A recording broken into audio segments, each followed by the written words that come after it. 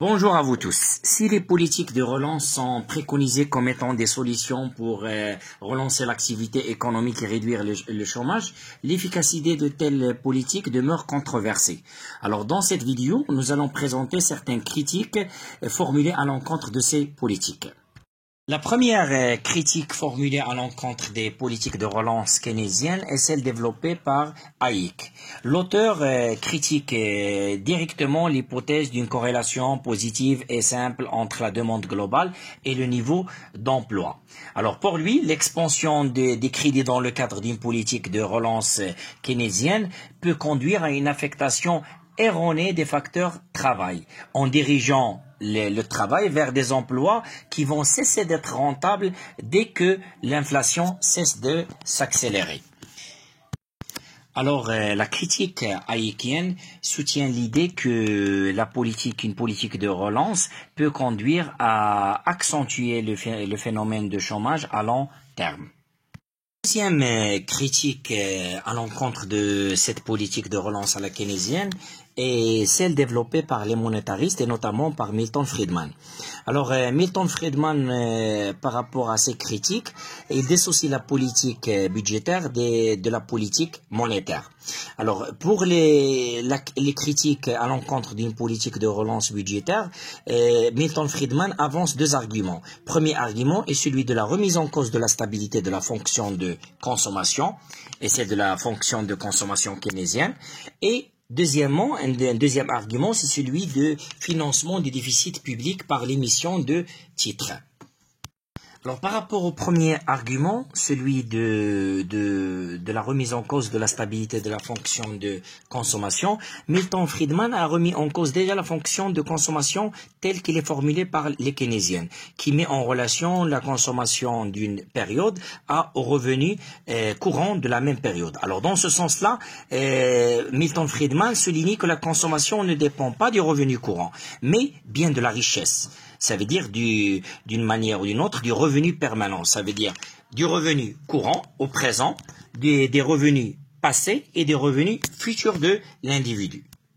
Il en résulte qu'il n'y aura pas de relation stable entre le revenu courant de la période et la consommation. Alors, ce constat-là rend toute intervention étatique à court terme inefficace et même déstabilisatrice à moyen terme.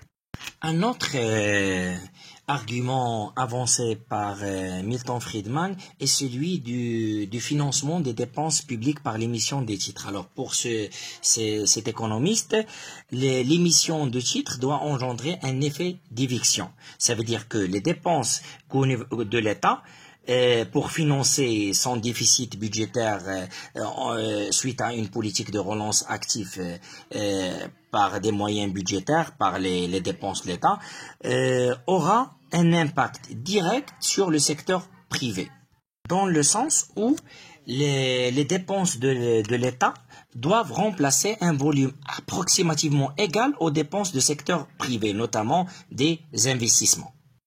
Par rapport à la politique monétaire, les critiques de l'école monétariste tiennent surtout à ce que l'intervention de l'État par le biais d'une politique monétaire est déstabilisatrice et peut-être même à l'origine de crises économiques majeures. En ce sens, si la monnaie est puissante pour les monétaristes, la politique monétaire est impuissante et même déstabilisatrice. Dans cette logique, la politique monétaire de relance est jugée inefficace pour deux raisons. Première raison, c'est qu'il y a une certaine dichotomie entre la sphère réelle et la sphère monétaire. Ça veut dire qu'un accroissement de monnaie ne peut pas conduire automatiquement à une diminution du taux d'intérêt, puisque l'effet de liquidité serait largement compensé par l'effet revenu et un effet prix. J'explique. Alors, une augmentation de la masse monétaire par une création supplémentaire doit entraîner un accroissement des encaisses désirées par les ménages, ce qui doit contribuer à une hausse des revenus nominaux et ce qui doit contribuer à un accroissement de la demande de monnaie, ce qui peut compenser déjà l'effet initial de liquidité. Critique à l'encontre toujours de cette politique de relance monétaire, c'est le fait que Milton Friedman revient sur cette relation entre le taux de chômage et le niveau général de prix, en faisant référence ici à la courbe de Phillips. Alors pour René Milton Friedman, la politique monétaire ne peut pas agir sur le taux de chômage, et pour une raison précise, que le chômage naturel, ou bien le taux de chômage naturel, est influencé exclusivement par des facteurs réels. Alors cette dichotomie entre le réel et le monétaire qui fait que une intervention par la politique monétaire ne peut pas changer les variations du taux de chômage que sur une courte période, alors que sur les longues périodes, ça reste relié à des variables qui sont réelles, ou bien des facteurs réels. Troisième critique formulée à l'encontre de cette politique toujours de relance keynésienne est celle développée par l'école des nouveaux classiques dans les années 70, notamment Lucas et Barrow, qui introduisent l'hypothèse de l'anticipation rationnelle des agents économiques. Alors selon cette logique, les agents économiques parviennent à intégrer dans leur plan, grâce à leur anticipation jugée rationnelle, toute politique monétaire est annoncé à l'avance par l'État. Alors, ce qui fait toute politique monétaire qui vise à relancer l'activité économique, selon les partisans de cette école, est condamnée à l'avance. Une autre critique est celle de l'école du public choice. Alors, les partisans de cette école ont essayé de démontrer que le choix de politique conjoncturelle peuvent répondre à d'autres besoins que ceux qui sont purement économiques. Ça veut dire qu'ils peuvent répondre à des besoins qui sont politiques. Alors, dans ce sens-là, et dans les années 70 qui étaient marquées par cet arbitrage entre l'inflation et le chômage dans la conception des politiques publiques, un chercheur nommé William Nordos a cherché à démontrer l'existence d'une forte corrélation entre le choix de politique conjoncturelle et les cycles électoraux.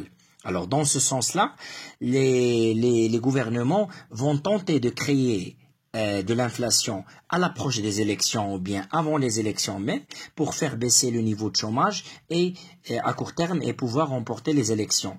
Et par la suite, ils peuvent engager des politiques pour absorber ce chômage-là. Alors pour ce chercheur, les systèmes démocratiques en général ont tendance à choisir à long terme des politiques de moindre chômage et de plus d'inflation que le niveau optimal.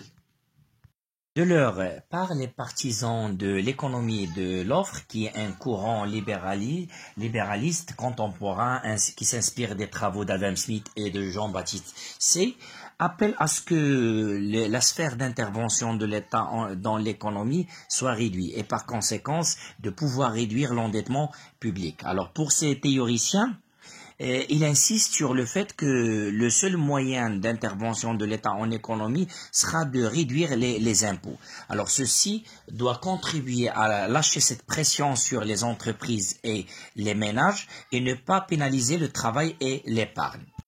Une autre critique est celle développée par Robert Barrow en s'inspirant du principe de l'équivalence ricardienne.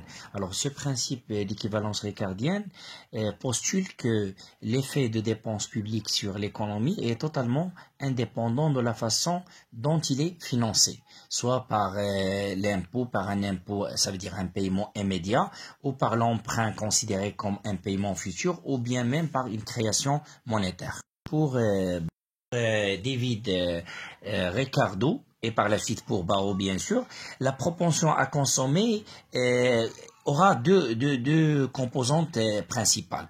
Une première composante conjoncturelle et une deuxième stable. Alors la composante conjoncturelle est reliée aux revenus présents, alors que la composante stable reliée plutôt aux perceptions actuelles des revenus futurs. Alors, en cas de politique de relance financée par un déficit, les agents économiques auront tendance à prévoir ou bien anticiper une hausse des impôts futurs, ce qui va les pousser à augmenter leur épargne pour s'y préparer.